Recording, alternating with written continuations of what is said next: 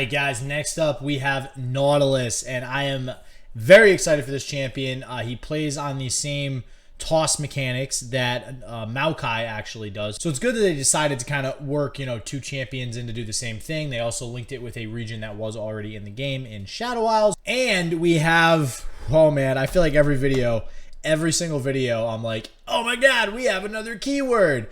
Well, we got another keyword, and this time it is deep. So Nautilus is definitely going in deep. Has to do with going in deep to your deck. So we'll take a look at that keyword in just a moment. And as always, we'll be saving Nautilus for last. But if you are just getting to this channel, don't forget to hit that subscribe button. Got a lot more Legends of Runeterra content on the way. And speaking of Runeterra content, let's get into these new cards.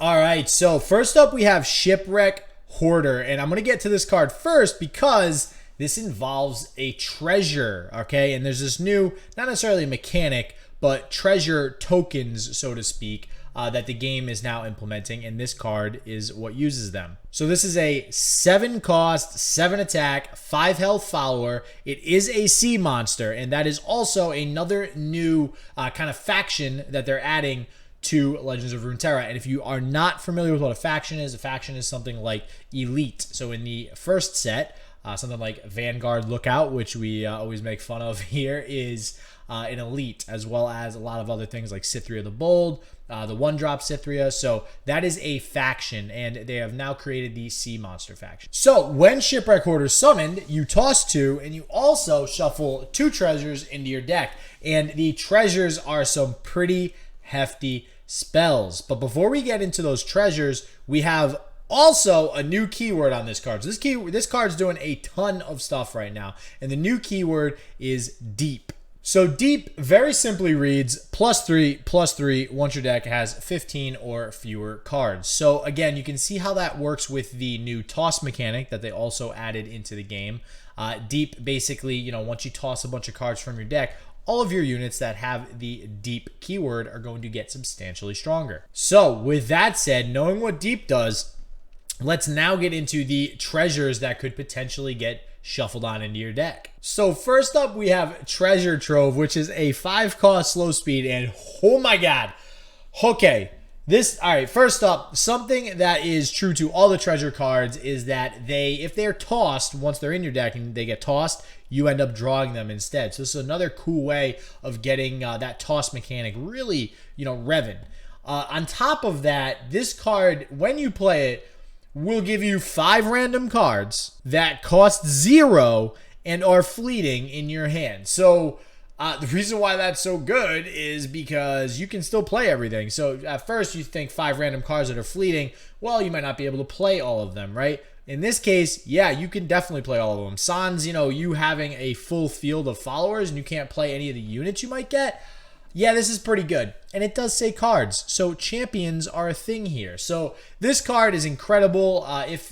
The card itself is incredible. I guess the question is, will this card be good enough on its own to have a deck archetype built around it and be competitive? And that's what I'm not sure about yet. Next up, we have Keelbreaker, another 5 cost slow spell. And same deal, if it's tossed, you draw it, and this deals 5 to all units. So this does not, notably, just like the Avalanche change, do 5 damage to the Nexuses as well. But wow, that is good. Yeah, sure, you might kill some stuff on your own field, but considering Avalanche is a 4 cost, deal 2 to everything, you're getting an additional 3 damage for only 1 more mana here. So this card is incredible. And the final treasure is Plateworm Egg. This is another 5 cost slow spell treasure. If it's tossed, you draw it. And this bad boy summons 3 vicious Plateworms. And we'll pull Vicious Plateworm up as well. And these things are insane. So you're basically spending 5 mana to summon 15 worth of stats.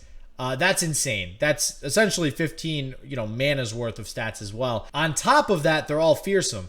On top of that, they all have the deep keyword. So you play this later on in the game, guess what? You're now getting 3 8/8s on the board with 1 card, and they all have fearsome. So overall, I think these treasures are super, super powerful. The one drawback, obviously, is that they are slow, so they can all be denied, and they can all be played around a little bit more than, you know, your typical fast spell speed card or even a burst spell speed card. So I'm very curious to see if this whole treasure archetype gets play. I definitely think it has, you know, potential. I think those are some really hefty cards there to ignore. So somebody somewhere is going to make a deck around it, and it might be me. All right, so next up, let's get into some of the actual cards that were revealed, not just the treasures. It does seem like they revealed more cards for Nautilus, but it's just because they have the whole treasure mechanic. So the second card we got here is another follower, Dreg Dredgers. Wow, I nailed that right the first time. Yes. This is a 1 cost, 2 attack, 1 health follower. When he's summoned, toss 3. You know, for what it's trying to do, which is be a part of a toss deck, I think this is pretty good. This is a decent statted 1-drop. It's very average, but it has that toss mechanic, and it gets you off to a pretty quick start as far as tossing cards from your deck. So I think this might see some play in the toss mechanic decks. We'll see. Now, what I do want to mention here is another card that they revealed, which is Jettison. This would be competing with Dreg Dredgers for, you know, that 1 cost spot. And honestly, Jettison might end up being the winner here, and you'll see why in a second once we start talking about Nautilus, because it's very possible that this puppy combos very interestingly with Nautilus. Next, we have another sea monster, 4 cost, 4/4, pretty average stats, but it's got deep. So a couple things here. It's got the deep tag. It's got the sea monster tag. So I do think this will definitely be playable, obviously, in a sea monster deck. I do think this will be the core of the sea monster deck, unless they're relying entirely on the treasures. Who knows? But again, that deep effect cannot be ignored. All right, and last but not least, before we get into Nautilus's champion spell, as well as Nautilus himself, we have Salvage. Now, Salvage is a 4-cost burst spell, toss 2, draw 2. What's interesting is, and I've seen this on Reddit, you know, everybody's like, where's our 3-cost draw 2 card in this game? We don't have it. A lot of games do. You have, you know, Hearthstone as an example has Arcane Intellect for its mage class. Draw 2, cost 3 mana. Lots and lots of games have, I know Magic has one too, have that 3-cost draw 2. We do not have that. Now instead we have a 4-cost draw 2. And, you know, mana in this game due to spell mana is a little bit, you know, more plentiful usually. So I imagine that might be why they haven't pulled the trigger yet on a 3-cost draw 2. So we do have a 4-cost one, but you are also tossing. So you can look at that as a good thing. If you're playing a toss or a deep deck, either Maokai or Nautilus, you're thinning your deck out by 4 cards when you play this. Or you look at it as a downside if you are trying to just dig through your deck in some sort of combo-oriented deck.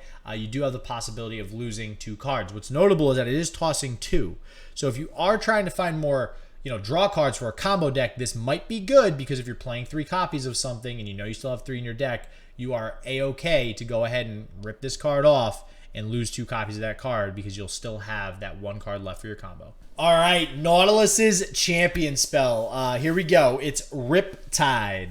So this is a 4-cost fast spell speed card, stun an enemy unit. So right off the bat, it's kind of like a worse version of Steel Tempest. Okay, you know, it costs 1 more mana. Steel Tempest is only on an attacking enemy, so, you know, it's kind of comparable. But if you have a Nautilus on the field, that unit gets shuffled into your opponent's deck. Now, granted, you are not destroying the unit. I get that, okay? But it doesn't matter usually, okay? Now, yes, there's going to be some situations where you'd much rather destroy the unit. You don't want to deal with it later in the game.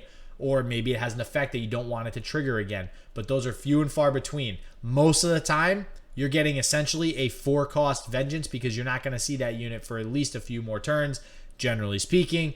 Sometimes you get unlucky, they draw it the next turn, it is what it is, but still, this removes it from the board. They still have to pay the mana again to play it. I think this is a great card for any deck that's trying to play Nautilus. All right, and here we go. We have a big-ass champion in Nautilus. Oh my god, 7 cost, first off. All right, so we're up there towards Tryndamere levels. 0 attack, 12 health. That's insane. On top of that, he has tough and he has fearsome. Okay, so this is a big puppy. Now, what I really like about Nautilus is his combo potential with Maokai. So when he levels up, he actually takes anything that was tossed that cost 4 or more and throws it back into the deck. So you're getting cards back to basically prevent yourself from decking out and milling yourself, right? Now, to level up, he needs to be deep. So this is interesting, right? You're going to be deep. You're going to be at 15 cards. He's going to level up, and then you're immediately going to get cards back. That means you're no longer going to be in the deep now. It means you're going to be, around 20 cards or so, depending on how many 4-cost, allies you were playing. So that is something to take note of. It's almost like a little bit of a drawback too, but I think generally speaking, it's going to be a good thing, again, so you don't deck out.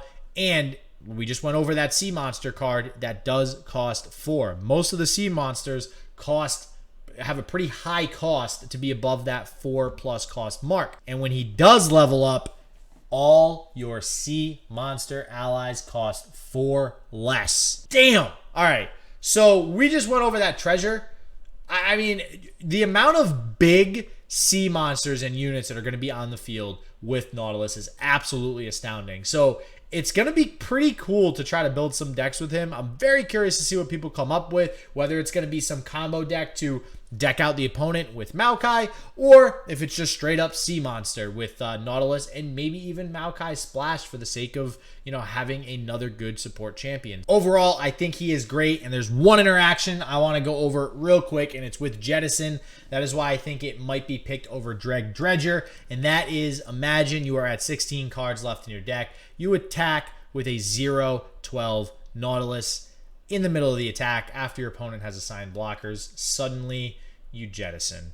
And now he levels up to a 13/13 fearsome tough behemoth. So unless they have something like a vengeance, yeah, they're screwed. Okay, so just a pretty cool interaction there, and something to think about as far as how aggressive this deck can really be. All right, everybody, that is it. Another champion down. We're getting towards the rest of basically all the cards revealed for Bilgewater. I do believe they're all out now, so I'm going to do my damnedest to make sure I get all these cards out into videos and reviewed and start working on what I think is the best of the best here, maybe some top 10 stuff. So again, thank you everybody for all the support. If you liked the video, smash that like button. As always, stay healthy, stay positive. I hope shit just works for you, and peace out.